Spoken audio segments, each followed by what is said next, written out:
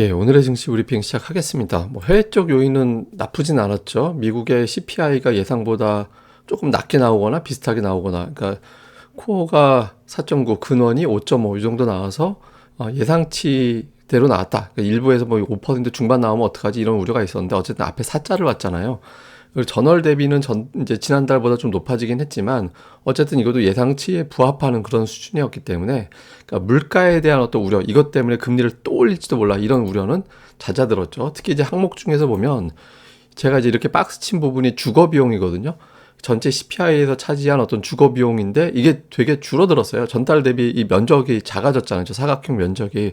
그러니까 주거 비용이 낮아지기 시작했다라는 거는 이후에 물가가 더 잡힐 가능성, 이게 제일 비중이 큰 건데 이게 이제 이후에 좀 줄어들 가능성이 있다. 그러니까 다음 달 CPI는 이번보다 더 낮아질 가능성이 높다라는 거죠. 지금 10개월 연속해서 상승률이 둔화되고 있는데 이제 11개월 되고 그 낙폭이 커질지도 몰라. 이런 기대감이 좀 있었죠. 그러다 보니까 이제 어제 6월에 금리 올릴지도 모른다라는 분석이 25%까지 올라갔다가 지금 이제 8.5%로 떨어져서 다시 이제 동결이 당연한 걸로 바뀌었습니다. 물론 이제 지금 5% 전후의 물가 가지고 금리 인하는 좀 오버다 이런 의견들이 아직 많기 때문에 조금 더 살펴봐야겠습니다만 적어도 추가 인상은 좀 쉽진 않을 것 같다. 이런 분위기가 만들어진 게 제한적인 반등을 시도할 수 있는 그런 재료가 됐죠.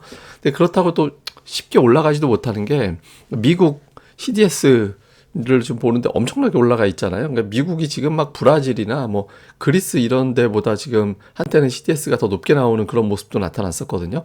그러니까 부채 한도 협상에 대한 부담이 있죠. 이러다 보니까 이제 미국에서도 오늘 CPI라는 어떤 긍정적인 재료에도 불구하고 광범위하게 올라간 게 아니라 시가총액 빅5, 예, 알파벳이나 아마존이 이제 급등을 하면서 큰 폭으로 올라가면서 대형주들이 이제 지수 멱살 잡아 올린 거지 미국도 엄청나게 좋았던 건 아니었습니다. 그러니까 초반에도 지수가 이제 시원스럽게 올라간다라기보다는 조심스럽게 걱정했던 게 완화가 되니까 올라갈 수 있는 이제 그 정도의 분위기를 만들어 줬고요. 근데 이제 뒷부분에서 조금 부담을 줬던 건 에코프로. 네, 에코프로 잠시 또 뉴스에서 소개해드리겠습니다만은 이제 2차 전지주들이 오전에 이제 플러스 냈다가 이제 막판에 밀려버렸죠. 뉴스가 나오면서. 그러니까 최근 들어서 보면 종가가 저가인 경우가 자주 나오고 있거든요. 예, 그리고 이제 계속 음봉이 나오고 있고 제가 지난번에 이제 21선 전후까지 밀렸다. 이거 단기 회복 못하면 앞에 사자를 보게 될지도 모른다라고 말씀을 드렸잖아요. 지금 거의 그런 분위기죠. 다만 이제 뉴스 때문에 빠졌기 때문에 단타 매수가 좀 들어올 겁니다. 그래서 기술적 반등 정도는 시도될 가능성은 있는데 큰 추세를 본다라면 여기서 부기영화 누리겠다고 새롭게 매집돼서 이전 고점 간다. 이게 단기로는 좀 어렵다라고 봐야겠죠.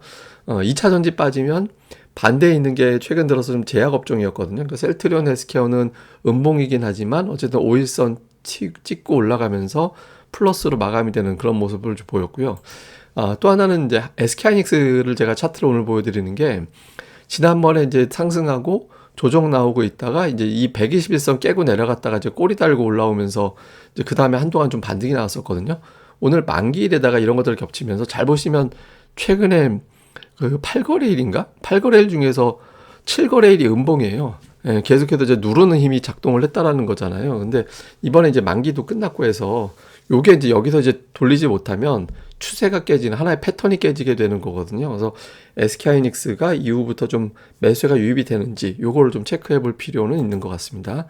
그 다음에 이제 이슈 뉴스 이거 좀 보면 오늘 코로나 종식 때문에 이제 뷰티 관련주가 올라가고 제약 바이오주는 좀 주춤하고 그런 어떤 이슈가 있었고 다음에 최근에 이제 금융주 이슈가 나오면서 이제 외국인들은 좀 매수했다. 실제로 외국인들 매수 상에 금융주가 자주 들어가는 그런 모습들이 있었거든요. 그래서 이런 게 좀 주목을 받았고 제일 큰 건 오늘 에코프로가 장중에도 뉴스 나오고 후반부에도 나왔는데 이게 매도 보고서 냈다고 해서 금감원에서 소환해서 조사를 했다라는 거예요.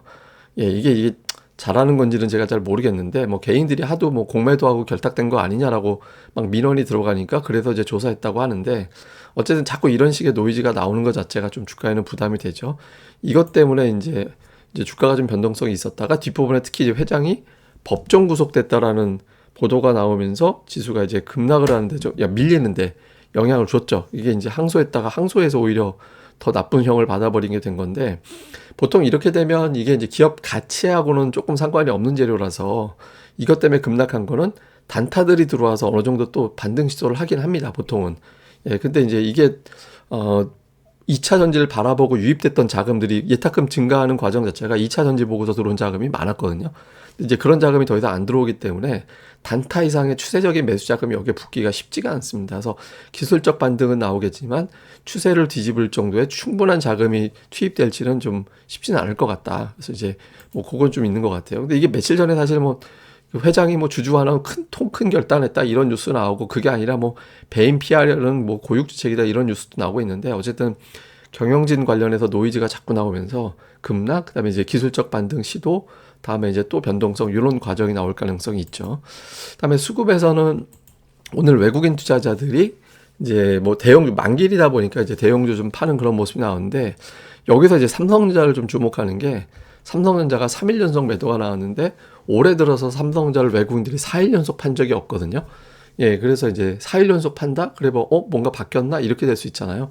이제 만기일까지 팔면 그런가 보다 하겠는데, 그래서 이후에 이제 삼성전자 수급이 어떻게 돌아가는지 요거를 좀 볼 필요가 있습니다. 그래서 외국인들 수급은 만기일이라 이제 현물 수급은 그렇게 의미가 있는 것 같지는 않고, 선물은 최근에 10일 거래일 중에서 9거래일 매도했거든요. 그러니까 더 매도하기도 쉽지는 않은 것 같아요. 그래서 좀 매도 쪽보다는 좀 매수 쪽으로 돌아설 가능성이 있는데, 그것과 맞춰서 삼성전자 매도가 이제 마무리가 되는지 이거 되게 중요합니다. 단기적으로는 그 흐름 볼 필요가 있고, 다음에 이제 기관 같은 경우는 자동차, 삼성전자 뭐 이런 것들 매수했는데, 이것도 역시 뭐 만기일 날 뭐 기관들 수량 뭐 이런 것들을 좀 의미 있게 체크하기는 좀 애매하긴 합니다만은, 어쨌든 네이버 열심히 매수하고 있다라는 점, 자동차 중에서는 현대차 또 매수하고 기아도 매수하고, 또 자동차는 여전히 담고 있다라는 점, 빅3 다 담았죠. 그래서 이게 특징이고요.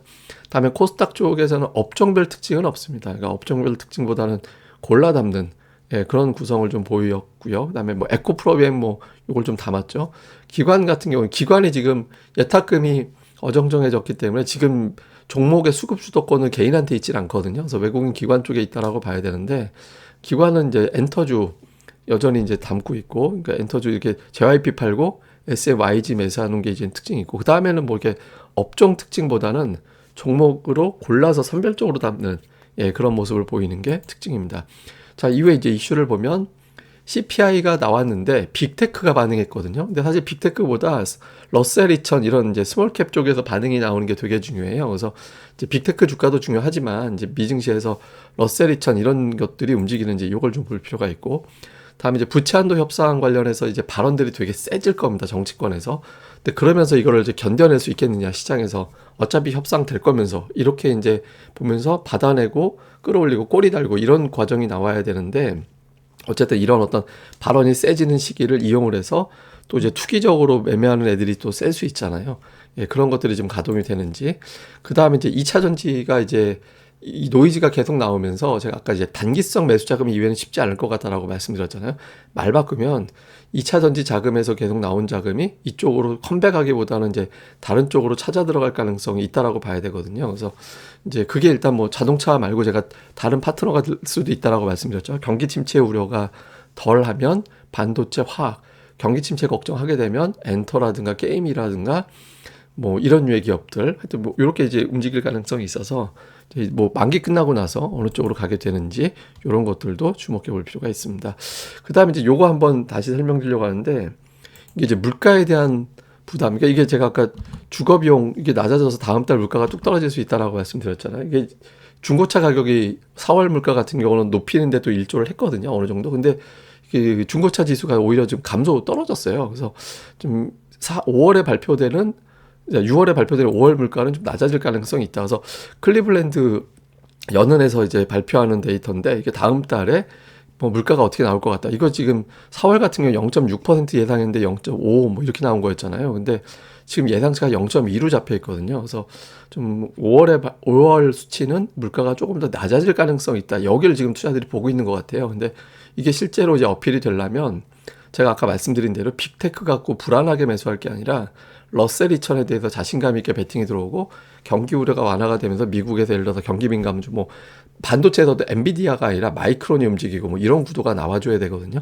그래서 실제로 그런 구도가 나오는지, 아니면 계속 걱정하는 장세를 끌어가는지, 이거 러셀 2000이 가느냐 마이크론이 가느냐, 이걸 보고 가늠하면서 우리 증시 영향을 또 체크해 보면 좋을 것 같습니다.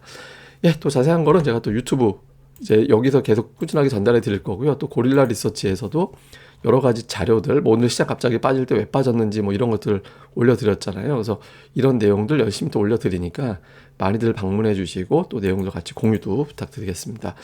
예, 그럼 감사합니다. 저는 다음에 뵙겠습니다. 그리고 이 방송 구독하기, 예, 그리고 좋아요 꼭 부탁드립니다. 감사합니다.